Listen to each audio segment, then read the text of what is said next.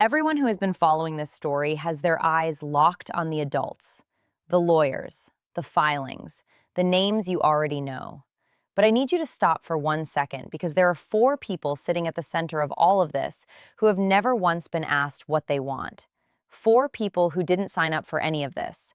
Four people who woke up one morning and found their entire world splitting down the middle. And nobody on the internet, not one channel, not one account is asking what happens to them. That changes today. If this is your first time here, my name is Jenny, and this channel exists for one reason: to follow the stories that other people are too cautious to touch. If you want the full picture on everything happening inside the Duggar story, you are in the right place. Hit that like button right now, subscribe, and turn on your notifications because this series is the only place on YouTube connecting every single piece of this case, and I am not stopping until the whole story is told. Now, let's talk about four children. Because here is what nobody is saying out loud, and I think it's the most important thing about this entire legal situation. Joseph Duggar and Kendra Duggar are not just two people navigating a marriage. They are two people whose decisions will literally determine the identity, the worldview, the emotional landscape, and the future of four small human beings who had absolutely no say in any of this. And when you understand that, when you truly let that land, every single detail in this case looks completely different. So I want to start somewhere that might feel a little unexpected. I want to start with the structure that created the situation in the first place, because you cannot understand what these four children are facing right now without understanding the world they were born into. There is something that researchers and family therapists call a high-control family system. Now, I want to be clear, I am not using that term as an insult. I am using it as a structural description. A high-control family system is simply one where the family unit functions as the primary and often the only filter through which children experience the world. Everything comes through the family: education, social interaction, values, identity, future planning. All of it is managed, shaped, and delivered through one central system. The children inside that system are not exposed to competing ideas.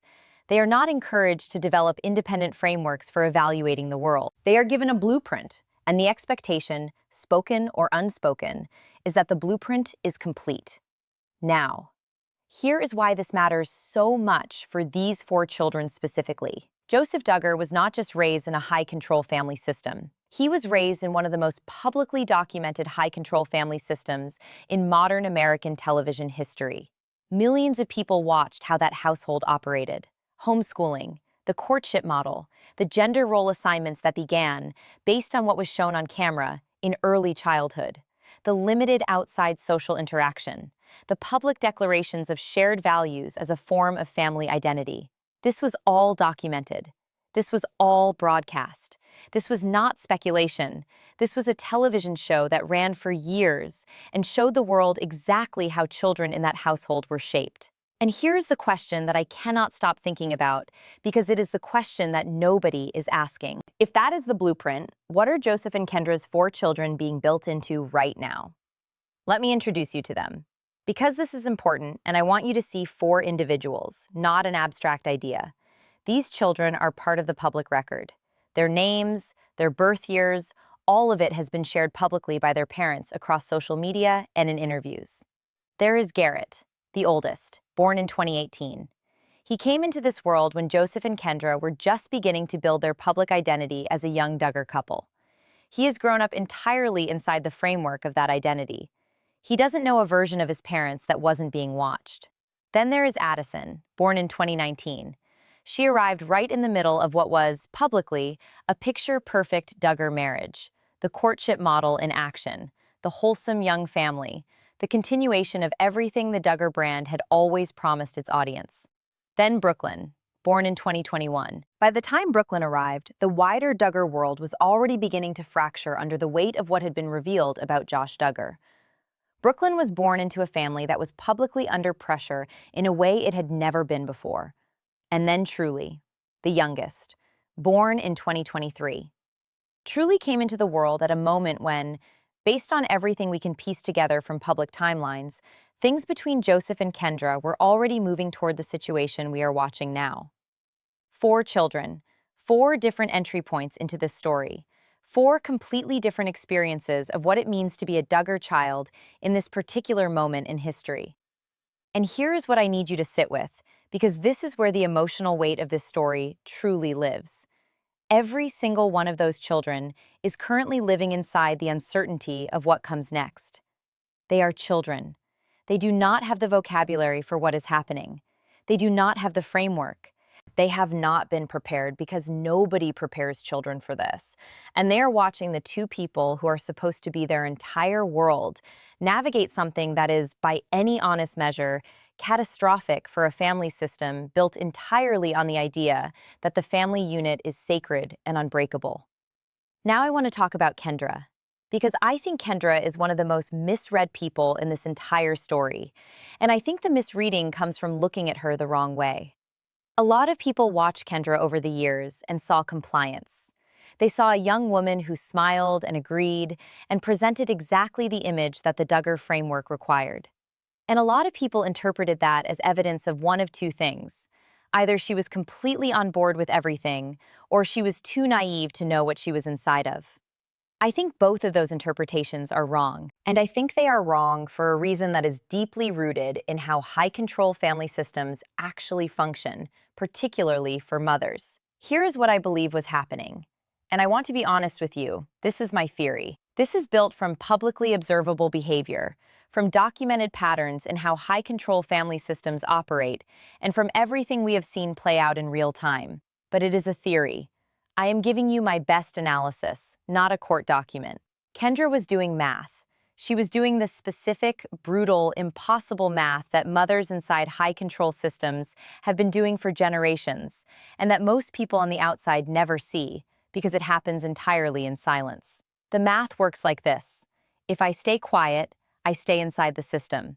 If I stay inside the system, I stay close to my children. If I speak, if I push back, if I challenge, if I draw a line, the system treats that as betrayal. And in high-control family environments, betrayal comes with a cost. The cost is access. The cost is an influence. The cost is the ability to be present in your children's lives as the person who quietly, carefully, consistently offers them something different. So you stay quiet, not because you are weak, not because you don't see what is happening, but because you have run the calculation and you have decided that silent presence is worth more to your children than vocal resistance that removes you from the equation entirely. That is an impossible calculation. That is what Kendra was carrying, if my theory is right, for years of public appearances, where she looked perfectly fine. That is what was behind the smile. Not contentment, not naivety, math. Brutal, protective, maternal math. And here's what makes this theory hit differently when you apply it to the legal situation we are watching now. Something finally shifted in that calculation. Something changed the math. Whatever happened, and we are still piecing together the public timeline, at some point, Kendra's calculation shifted from silence keeps me close to my children to silence no longer protects them. That moment when a mother inside a high-control system decides that action is finally worth the risk of the system's response is not a small thing. That is one of the heaviest decisions a human being can make. And the fact that Kendra appears to have made it tells us something important. It tells us that whatever she saw, whatever she experienced, whatever she calculated in those final moments before this legal process began, she decided that the risk of speaking was finally lower than the risk of staying silent. Now here is where I want to introduce what I genuinely believe is the most underreported legal dimension of this entire case. And I want you to pay attention to this, because I don't think any other channel has framed it this way. When we talk about custody disputes inside high-control family systems, particularly ones with a strong religious and ideological framework, we tend to focus on the obvious things: living arrangements, visitation schedules, financial support. These are the mechanics of custody law, and they matter enormously. But underneath all of those mechanics, there is a quieter war. And in cases like this one, where one parent is deeply embedded in a specific religious educational framework, and the other parent is beginning to seek something broader, that quieter war is fought almost entirely on one question: how will these children learn about the world? That is the educational rights question, and it is legally complex in a way that most people who are not family law specialists don't fully appreciate. When one parent advocates for homeschooling within a specific religious and ideological framework, and the other parent begins advocating for educational approaches that expose children to a wider range of information and interaction, disagreement is not just a parenting preference. In a custody context, that disagreement becomes a legally significant conflict about what kind of human beings these four children will be allowed to become. Think about what that means in practice. It means that somewhere inside the legal filings in this case, beneath the headlines, beneath the drama that everyone is focused on, there may be a battle being fought over whether Garrett, Addison, Brooklyn, and Truly will grow up with access to a world that extends beyond the blueprint they were born into. And I think that battle, quiet, technical, buried in educational rights clauses and custody modification language, may be the most important battle of this entire case, because it is the battle that will determine not just where these four children live, it will determine who they are allowed to become. That is where we are. That is the real weight of this story, and we are just getting started. I want you to imagine something with me. I want you to imagine that you are sitting inside a courtroom, not as a spectator, not as a journalist, not as someone watching this story unfold from the safe distance of a screen. I want you to imagine that you are sitting in that room as one of the people whose entire future is being decided by what happens in the next few hours. You are small. You don't fully understand the language being used around you. You don't understand the motions, the filings, the legal terminology that the adults in the room keep referencing. You just know that the two people you love most in the world are on opposite sides of a room, and something very large and very permanent is being decided, and nobody has asked you what you want. That is where Garrett, Addison, Brooklyn, and Truly live right now. Not literally inside a courtroom, children are rarely placed in that position directly, but emotionally, psychologically, in every way that actually shapes a developing human being, they are sitting in that room. Every day, waiting for the adults to finish deciding. And so I want to do something a little different here. I want to walk you through what I believe this case looks like from the inside of that courtroom, not as a dry legal summary, but as the human story it actually is. And I want to be completely transparent with you before I do this. What follows is my theory. It is a speculative legal dramatization based on publicly available information, documented patterns in family court proceedings, and everything we have been able to piece together from the public record of this case. This is not a transcript. This is not a leaked document. This is me, Jenny, doing what this channel does, which is connecting the pieces that other people are too cautious to connect, and presenting them to you as clearly and honestly as I can. So here is how I believe a pivotal moment in this courtroom has played out, or will play out. Here is the moment that I think is at the absolute center of everything. The judge looks at both attorneys, not at Joseph, not at Kendra, at the attorneys. And the judge says something that cuts through every motion, every filing, every piece of legal strategy that has been constructed in the months leading up to this moment. The judge says, before we proceed any further, I want both sides to understand something. My primary consideration in every ruling I make in this case is the well-being of four minor children, not the public narrative, not the family legacy, not the feelings of either parent sitting in this room, the four children. Everything else is secondary. Am I understood? And both attorneys say yes, because that is the only answer available to them. And then the judge looks directly at Joseph and Kendra, not at the attorneys, not at the gallery, directly at the two people who created these four children together. And the judge says something that I think would land in that room like a stone dropped into still water. The judge says, "These children did not choose to be here. They did not choose their family's public profile. They did not choose the circumstances that brought this case to my courtroom. And every decision you make going forward, I want you to ask one question before you make it. What does this cost them? What does this cost them?" I want to sit with that question for a moment, because I think it is the question that every single person who has been following this story should be asking. Not what does this cost Joseph? Not what does this cost Kendra? Not what this costs the Duggar brand, or the Duggar family's public image, or the broader world of reality television families who are watching this case very carefully because they know it sets precedents that will affect them too. What does this cost 4 children who didn't choose any of it? And here is where my theory gets specific. Here is where I want to go deeper than anything else I've seen covered about this case, because I think the real cost to these 4 children is not the one that everyone is talking about. Everyone is focused on stability, on routine, on the logistical disruption of a family separating. And yes, all of that matters enormously.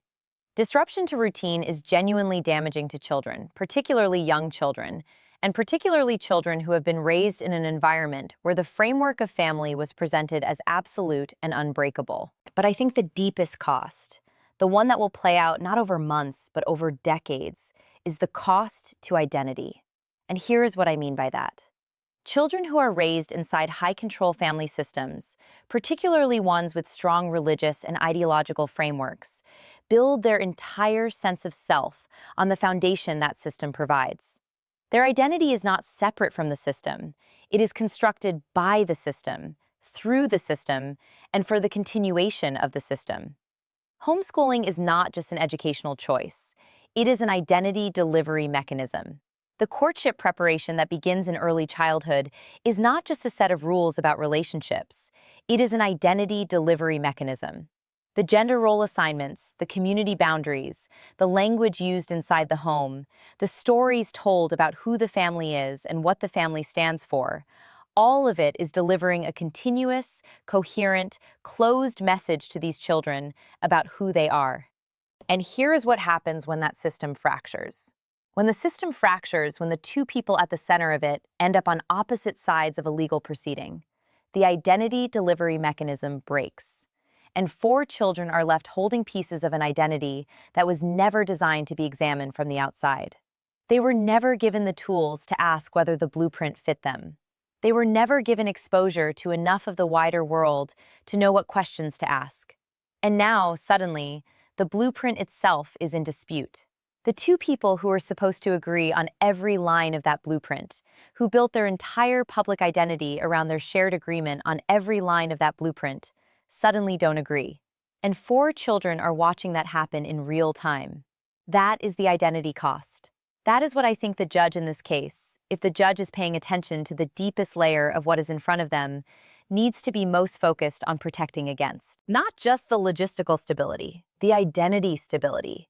The protection of 4 children's right to develop into themselves, rather than being pulled in 2 different directions by 2 competing versions of who the family blueprint says they should be. And this is where the educational rights question becomes. I cannot stress this enough, the single most important legal battleground in this entire case. Let me explain why. In most custody disputes, educational rights are a secondary consideration. The primary battles are over physical custody, legal custody, financial support, and visitation schedules. Educational decisions tend to follow the physical custody arrangement. Whoever has primary physical custody tends to have the most practical influence over educational choices, unless the court specifically rules otherwise. But in cases where the parents have fundamentally different educational philosophies, and I mean fundamentally different, not just, I prefer this school over that school, but different at the level of what children should be exposed to and what kind of world children should be prepared for, the court can, and sometimes does, intervene directly on the educational question as a standalone issue. And I believe that is exactly what this case may be heading toward. Because if my theory about Kendra's calculation is correct, if Kendra spent years performing compliance as a protective strategy, and if something finally shifted that calculation, then one of the most significant things she may be seeking in this legal process is the ability to introduce her children to a world that extends beyond the blueprint they were born into. And Joseph, if he is operating consistently with the values and the framework he was raised inside, may be seeking exactly the opposite. Not out of malice, not out of a desire to harm his children, but because from inside that framework, the blueprint is not a limitation. It is protection. It is safe. It is the right way to raise children, as far as that framework is concerned. And any deviation from it is not liberation, it is danger. So you have 2 parents, both of whom love their children. Both of them believe, from their own frameworks, that they are fighting for what is best for 4 small human beings. And those frameworks are not compatible. They are not slightly different versions of the same thing. They are genuinely, structurally incompatible. And a judge has to look at that incompatibility and make rulings that will shape the identity of 4 children for the rest of their lives. I want you to think about what that judge is actually being asked to decide. Not just where the children sleep on Tuesday nights, not just who pays for what. The judge is being asked, at the deepest level of this case, to answer a question that philosophers and theologians and family systems researchers have been wrestling with for centuries. Who gets to decide what a child is allowed to become? Is it the parent, who represents the continuity of the system the child was born into? Or is it the parent who is reaching, maybe for the first time, towards something outside that system? And I want to be honest with you. I don't have the answer to that question. I don't think anyone does. Not cleanly. Not in a way that doesn't cost something important no matter which direction you go. If you rule entirely in favor of the system, you may be protecting these children from the destabilizing effects of 2 competing worldviews, but you may also be sealing them inside a blueprint they were never allowed to question. If you rule entirely in favor of the parent seeking something broader, you may be opening doors that genuinely serve these children's long-term development, but you may also be stripping them of the only coherent identity framework they have ever known, right at the moment when their world is already fracturing. There is no clean answer. There is only the weight of 4 futures sitting in front of a judge who has to make a call. And here's what I find most remarkable about this entire situation. Most remarkable and most underreported and most deserving of the attention that this channel is going to keep giving it. The Duggar story has always been told as a story about the adults, about Jim Bob and Michelle, about Josh, about the older children as they move through their courtship narratives and their marriages. The children, the actual children, the small ones, the ones who had no voice and no agency, were always background. They were always part of the visual of the show, part of the brand, part of the image, but they were never the story. And what this case is doing, what this legal proceeding is doing, in the most painful and disruptive way possible, is forcing the question that the show was never designed to ask. What about the children who didn't get to choose? Not the adult children who are now navigating their own paths, the small ones, the ones who are still being shaped, the ones whose identities are still forming, the ones who are right now, today, living inside the uncertainty of what the adults are going to decide. Garrett, Addison, Brooklyn, Truly. I keep coming back to those 4 names, because I think if you hold those 4 names in your mind, if you keep them at the center of how you think about this story, everything else organizes itself correctly around them. The legal filings are not the story. The courtroom drama is not the story. The public narratives that both sides are managing are not the story. The story is about 4 children and who they are going to be allowed to become. And I think this is where I want to land this, because I think this is the most honest thing I can say about all of it. I think the reason nobody is talking about them is because talking about them requires us to sit with a kind of discomfort that is much harder than courtroom drama. Courtroom drama has sides. It has a protagonist and an antagonist. It has someone to root for and someone to be angry at. It is emotionally satisfying in a way that lets you stay at a comfortable distance from the really hard questions. But when you put 4 children at the center of the story, 4 children who didn't choose any of this, who love both of their parents, who are not capable of understanding the ideological battle being fought in their name, there are no comfortable sides. There is only the weight of it. The real, genuine human weight of 4 small people whose futures are being decided by adults in a room they are not allowed to enter. And that weight. I think that weight is exactly where this story deserves to live. Not in the drama, not in the speculation about who did what to whom, in the weight of 4 futures, in the question of who they will be allowed to become. Now, I said at the beginning of this video that I was going to ask you something genuinely difficult, and I meant it. So here it is. If you were the judge in this case, and I want you to take this seriously, I want you to actually think about it rather than just reacting. What would be your single most important ruling to protect these 4 children? Not to punish either parent, not to satisfy the public's appetite for justice or drama or resolution, not to make a statement about the Duggar family or about high-control religious systems or about reality television or about any of the larger cultural conversations that this case has become attached to. Just to protect 4 children. Garrett, Addison, Brooklyn, truly. What is the one ruling you would make? Drop it in the comments below. I am genuinely asking. I want to read every single response because I think this comment section, when it is at its best, when it is actually thinking rather than just reacting, delivers something that the public conversation about this story almost never delivers. It delivers honesty about the hard questions. And this is a hard question, so I want your honest answer. Here is what I know for certain as I close this video. This case is not over. The public record is still developing. The filings are still coming.